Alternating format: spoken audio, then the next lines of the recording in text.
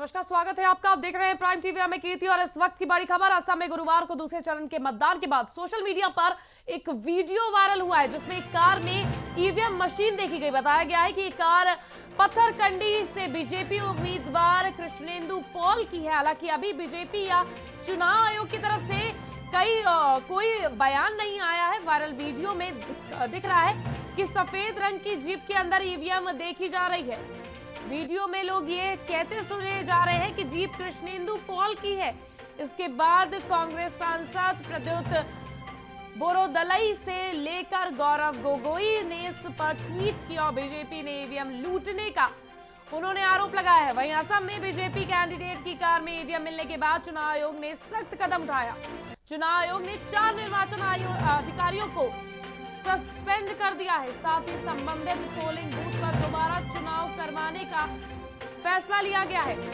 चुनाव आयोग ने इस मामले में रिपोर्ट जारी की है। उधर कांग्रेस ने बीजेपी उम्मीदवार की योग्यता खारिज करने की मांग कर दी है। तो बड़ी खबर हम आपको दिखा रहे हैं। बीजेपी के उम्मीदवार है कृष्णेंदु पॉल, जिनकी बोलेरो गाड़ी से ईवीएम मशीन की बरामदगी हुई है। इसको लेकर कांग्रेस के तमाम दिग्गज नेता लगातार सवाल खड़े कर रहे हैं। वहीं कांग्रेस महासचिव प्रियंका गांधी वाड्रा ने भी इसको लेकर सवाल खड़े किए हैं। वायरल वीडियो पर प्रियंका ने नाराजगी जताई है, बीजेपी पर गंभीर आरोप लगाए हैं। असम ईवीएम मामले पर बवाल जारी है। तो कांग्रेस महासचिव प्रियंका गांधी ने आरोप लगाया है। तो आप तस्वीरों में भी देख सकते हैं, गाड़ी नंबर जो आप देख रहे हैं इसकी पुष्टि भी की जा चुकी है। ये बीजेपी विधायक कृष्णेंदु पॉल की गाड़ी है।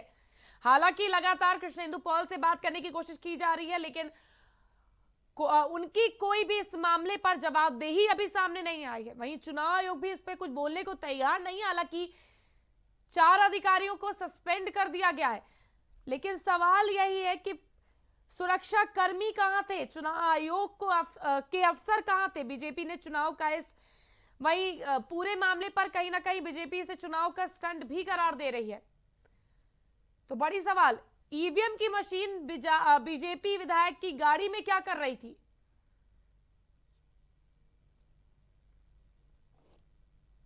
तो ईवीएम मशीन मिलने पर चुनाव आयोग ने अधिकारियों को सस्पेंड कर दिया। हालांकि असम के करीमगंज का ये पूरा मामला है, जहां लावारिस गाड़ी में ईवीएम मशीन मिली है। चुनाव आयोग ने कार्रवाई करते हुए 4 पोलिंग ऑफिसर्स को निलंबित कर दिया है।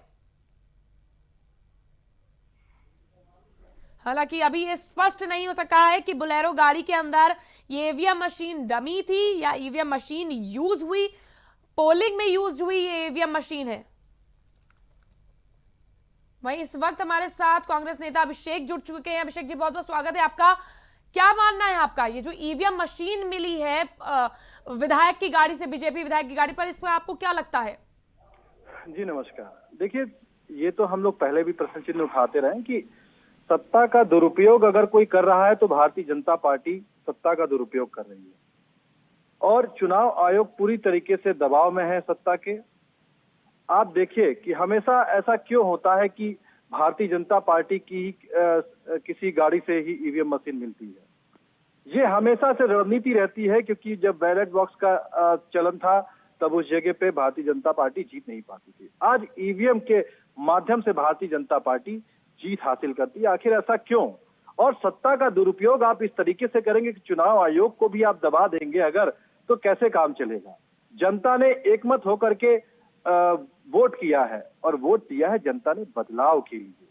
भारतीय जनता पार्टी से तंग आ चुके हैं लोग, और आप देखिए कि कैसे वहां पे बदलाव होने जा रहा था। भारतीय जनता पार्टी वालों ने क्या किया कि ईवीएम मशीन जो थी उसको कैसे अपनी गाड़ी में रख के ले जा रहे थे। इसका मतलब पहले से भारतीय जनता पार्टी की प्लानिंग थी, लेकिन मीडिया कर्मियों के सहयोग से और भी वहां के लोकल निवासियों के सहयोग से ये पकड़ में आ सकी धांधली। तो चुनाव आयोग पूरी तरीके से दबाव में काम कर रहा है। असम के मुख्यमंत्री सर्बानंद ने तो ये भी साफ कर दिया है, उन्होंने तो भविष्यवाणी भी कर दी है। उन्होंने साफ कहा है कि जिस तरह से ईवीएम मिली, उसके बाद कांग्रेस ये भी उतर कर बोलेगी कि जहां जहां चुनाव होते हैं वहां पर बीजेपी को वोट डाला जाता है, माफ कीजिएगा, कांग्रेस को वोट दिया जाता है, लेकिन बीजेपी इसके चलते ये करती है। उन्होंने तो भविष्यवाणी भी कर दी है। आप देखिए, अभी कुछ दिन पहले उत्तर प्रदेश में ऐसा ही सामने आया था। भारतीय जनता पार्टी के कार्यकर्ता के घर से ईवीएम मशीन मिल रही थी। तो मैं पूछना चाहूंगा आपके माध्यम से कि कैसे भारतीय जनता पार्टी वालों के यहाँ से कैसे ईवीएम मशीन मिलती है, और जब सारी चीजें हो जाती हैं, पता चल जाता है, तो उसके बाद कहते हैं तो डमी थी। क्या डमी जो होती हैं ईवीएम मशीनें, तो क्या उसके इंतजाम, उसके जो स्टोर होते हैं, क्या उसके लिए कोई स्टोर नहीं बनता है क्या, कि भारतीय जनता पार्टी का जो कार्यकर्ता उसी के घर में स्टोर की जाती हैं? कहीं ना कहीं ये बहुत बड़ा प्रश्न चिन्ह है, और भारतीय जनता पार्टी सत्ता का दुरुपयोग कर रही है, ये किसी से छिपा नहीं हुआ। लेकिन वो विपक्ष पर ये आरोप लगा रही है कि कहीं ना कहीं ये चुनावी स्टंट है विपक्ष का। जी, बीजेपी की तरफ से ये चुनावी स्टंट करार दिया जाता है विपक्ष का, कि विपक्ष चुनावी स्टंट कर रहा है इसके जरिए।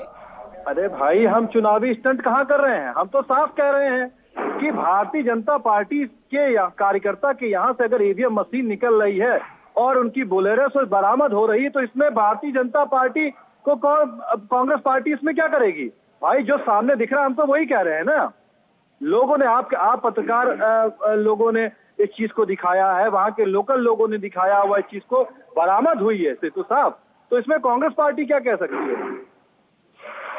जिस तरह से निष्पक्ष चुनाव की बात की जाती है, तो इसको देखने के बाद आप क्या कहना चाहेंगे कि क्या निष्पक्ष चुनाव होते हैं, या आज भी आप यही बोलेंगे कि चुनाव आयोग और जो ईवीएम मशीन में गड़बड़ी होती है वो चीज वाजिब है?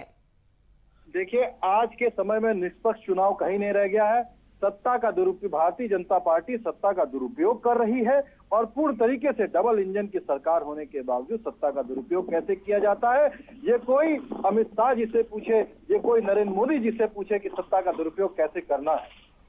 जब चुनाव आयोग ही सत्ता के दुरुपयोग में शामिल कर दिया गया, तो आगे इससे बड़ी बात क्या कही जा सकती है? तो आप कैसे कह सकते हैं कि चुनाव निष्पक्ष हो रहे हैं?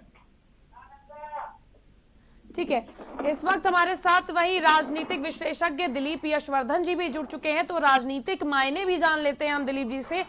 दिलीप जी, मैं आपसे जानना चाहूंगी, जो ये ईवीएम मशीन बीजेपी विधायक की गाड़ी से मिलता है, जो कल वोटिंग के लिए जिस कासगंज का पत्थर पट्टी पर विधायक उम्मीदवार भी हैं वो वहां के, और वहां पर उनकी बुलेरो गाड़ी से ईवीएम मशीन बरामद होती है, तो इसके मायने क्या लगा रहे हैं आप?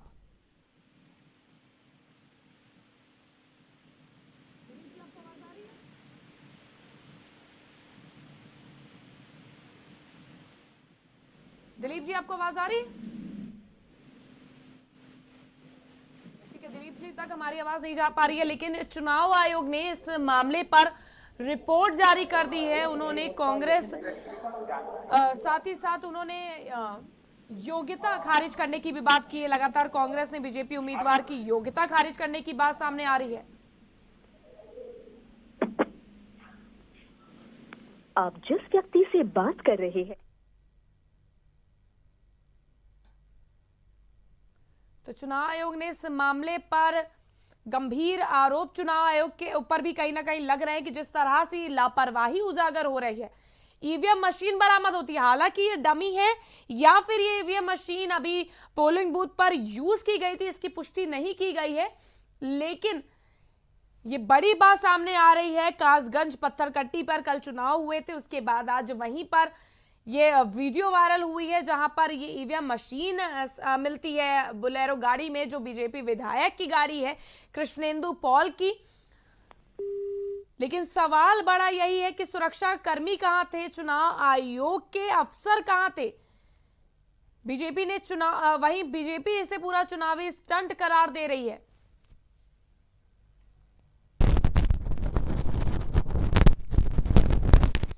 तो बता दें कि बुलेरो गाड़ी बीजेपी के पत्थरकांडी कॉन्स्टिट्यूएंसी के कैंडिडेट की है, कृष्णेंदु पॉल की गाड़ी से मिली है। ये कॉन्स्टिट्यूएंसी के कैंडिडेट हैं ये पत्थरकांडी के कृष्णेंदु पॉल, जिनकी गाड़ी से ये ईवीएम मशीन बरामद हुई है। हालांकि जिन अफसरों को सस्पेंड किया गया है उसमें सबसे बड़ा बात यही सामने आ रही है, प्रिसाइडिंग ऑफिसर जो निलंबित किए गए हैं इलेक्शन कमीशन की तरफ से, कि क्यों उन्होंने इलेक्शन कमीशन का इंतजार नहीं किया, ना करते हुए उन्होंने तुरंत ही दूसरी गाड़ी में मिली ईवीएम को उसमें रख कर वो ले गए। और जब लोगों ने उन्हें घेर लिया, उस तरह से वीडियो पत्थरबाजी तक हुई, पूरा मामला हम आपको बता दें। तो एक बार फिर हमारे साथ राजनीतिक विशेषज्ञ दिलीप यशवर्धन जी जुड़ चुके हैं। हेलो दिलीप जी, आपको आवाज मिल रही है?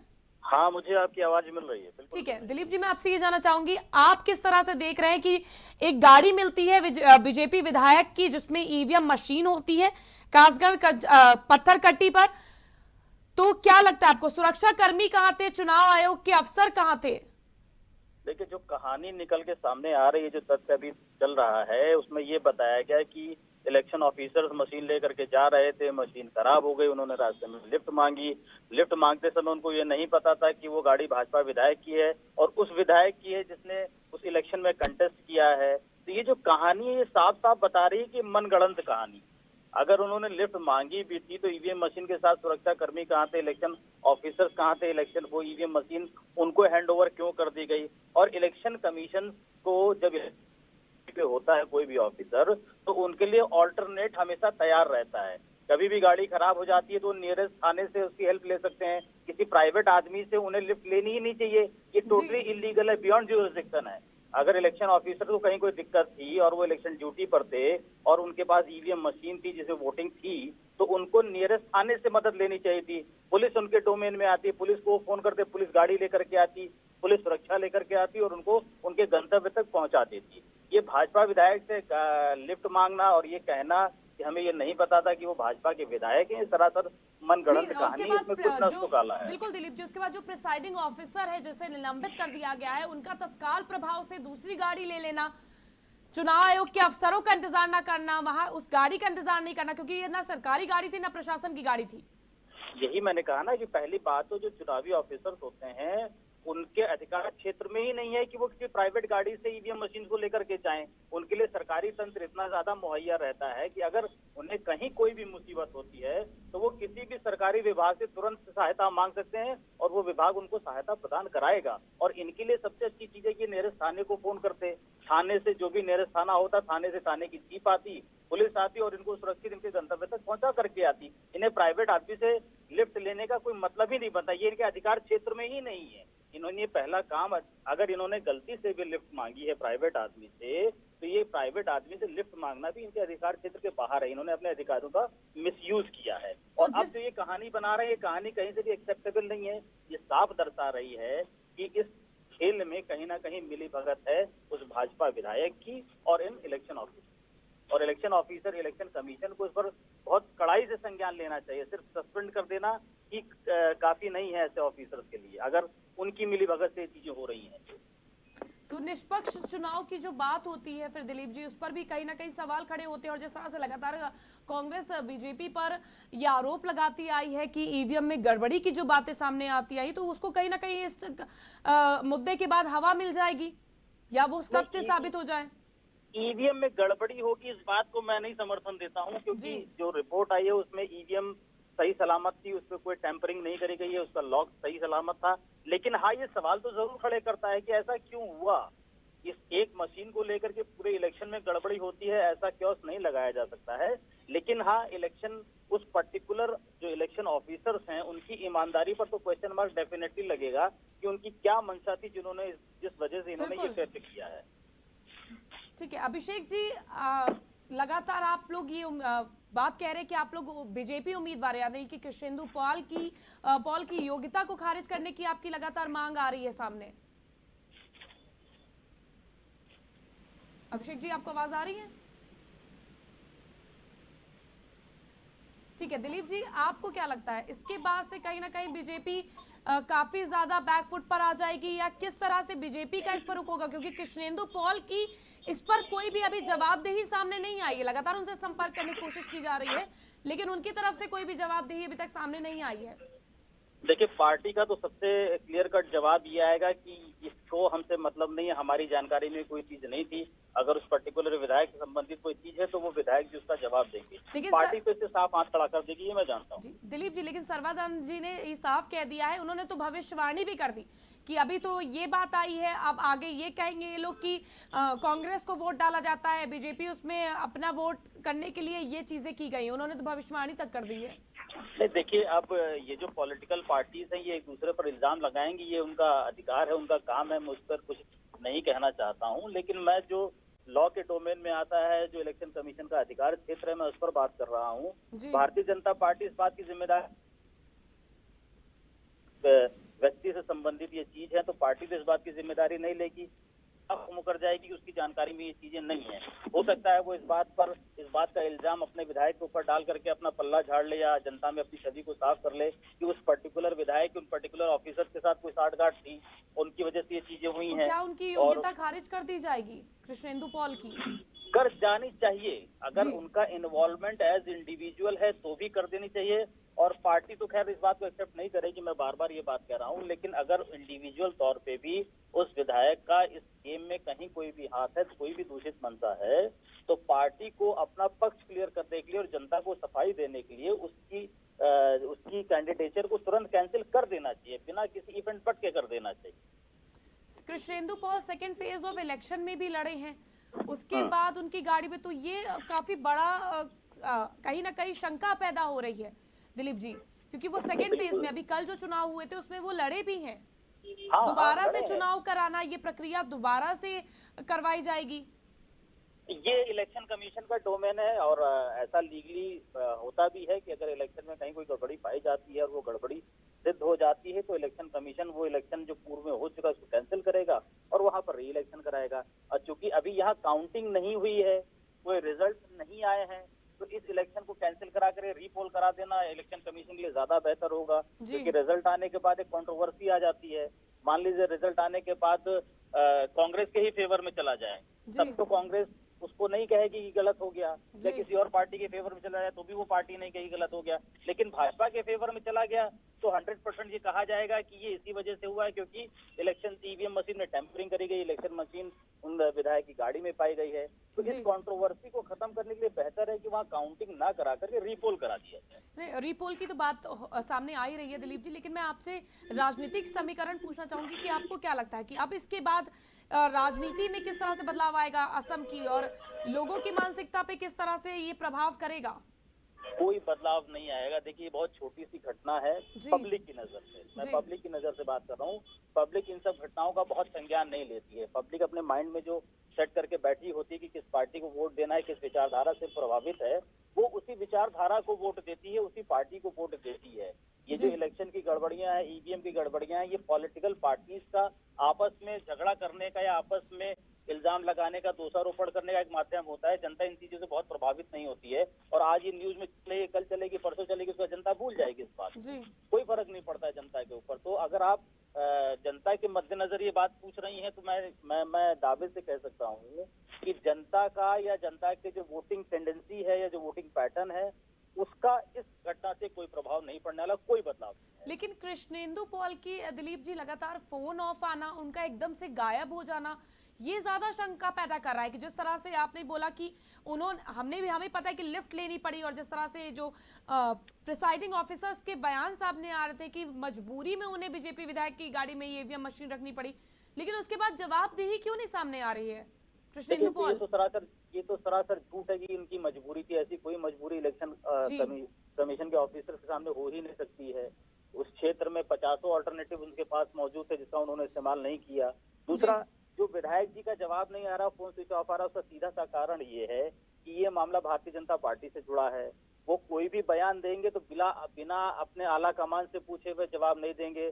फोन उन्होंने इसलिए ऑफ कर रखा है कि मान लीजिए उन्होंने कोई स्टेटमेंट मीडिया में जारी कर दिया जो पार्टी के फेवर में नहीं हुआ, या पार्टी की उससे बदनामी हुई, या पार्टी पर क्वेश्चन मार्क खड़े हो जाएंगे, तो पार्टी उनसे सवाल जवाब करेगी। तो जाहिर सी बात है, फोन बंद करने का सीधा सा मतलब ये है कि फोन बंद करके वो अपने पार्टी के आला कमान से इस बात की मंत्रणा कर रहे हैं कि इस बात का जवाब मीडिया में क्या दिया जाए ताकि पब्लिक को उससे कन्विंस किया जा सके। और कोई कारण नहीं है फोन बंद करके चुपचाप बैठने का, जवाब ना दे। ठीक है, बहुत बहुत शुक्रिया दिलीप जी हमारे साथ जुड़ने के लिए और तमाम जानकारी साझा करने के लिए। तो हमारे साथ दिलीप यशवर्धन जी जुड़े थे, जो राजनीतिक तौर पर बता रहे थे कि किस तरह से इसके मायने राजनीति में क्या निकाले जाएंगे। हालांकि उन्होंने जिस तरह से कहा कि आरोप प्रत्यारोप का दौर तो लगातार जारी रहेगा, क्योंकि ये ईवीएम मिलना कोई छोटी बात नहीं है, तो बड़ी बात है, लेकिन राजनीतिक मायने ज्यादा नहीं बदलेंगे, क्योंकि लोग इतना ज्यादा इस बात को हवा नहीं देंगे। लेकिन राजनीतिक पार्टियां जरूर हवा देने वाली, क्योंकि जिस तरह से लगातार ईवीएम मिलने के बाद से कांग्रेस के दिग्गज नेताओं की बयानबाजी भी तेज हो गई है, ट्वीट पे ट्वीट आने लग गए हैं। वहीं राहुल गांधी से लेकर प्रियंका गांधी तक और तमाम नेताओं ने ट्वीट किए हैं। उसके अलावा जो असम के मुख्यमंत्री हैं, उन्होंने भविष्यवाणी तक कर दी कि आगे आगे कांग्रेस ये भी कह देगी कि ईवीएम में कांग्रेस को वोट किया गया था, लेकिन बीजेपी ने सिर्फ अपने वोट पाने के लिए ये गड़बड़ी करी है। बहिष्कार, चुनाव बहिष्कार के भी ऐलान कांग्रेस पार्टी के द्वारा हो रहा है कि अगर निष्पक्ष तरह से चुनाव नहीं कराए गए और इस तरह से धांधली लगातार जो सामने आ रही है, अगर वो होती रही तो हम चुनाव से बहिष्कार कर देंगे। साथ ही साथ जो बीजेपी उम्मीदवार है कृष्णेंदु पॉल की योग्यता खारिज करने की भी मांग की जा रही है। अब देखना होगा कि बीजेपी पर इसका क्या रुख होगा। जिस तरह से आज असम का दौरा भी है प्रधानमंत्री नरेंद्र मोदी का, हालांकि मैं आपको बता दूं कि प्रियंका गांधी का भी था, लेकिन कोरोना वो निगेटिव आई उनकी रिपोर्ट, लेकिन वो कोरोना पॉजिटिव व्यक्ति के संपर्क में आई थी, जिसके चलते वो क्वारंटाइन हो गई हैं और उन्होंने अपना असम का और केरल का जो दौरा था उसे रद्द कर दिया है। लेकिन बड़ी खबर यही है कि चुनाव आयोग ने इस मामले पर रिपोर्ट जारी करने की बात करी है। 4 अधिकारियों को निलंबित कर दिया गया है, प्रिसाइडिंग ऑफिसर्स। लेकिन इस तरह की हरकत क्यों की गई, अभी इसकी पुष्टि नहीं हुई। कृष्णेंदु पॉल का लगातार उनसे संपर्क करने की कोशिश की जा रही है, लेकिन उनसे संपर्क नहीं हो पा रहा है। इस खबर पर पूरी जानकारी हम आपको देते रहेंगे, लगातार अपडेट नजरें बनाए रखेंगे अपनी। फिलहाल वक्त हो चला एक छोटे से ब्रेक का, फिर हाजिर होंगे। आपका ही मजा आएगा, देखते रहिए प्राइम टीवी।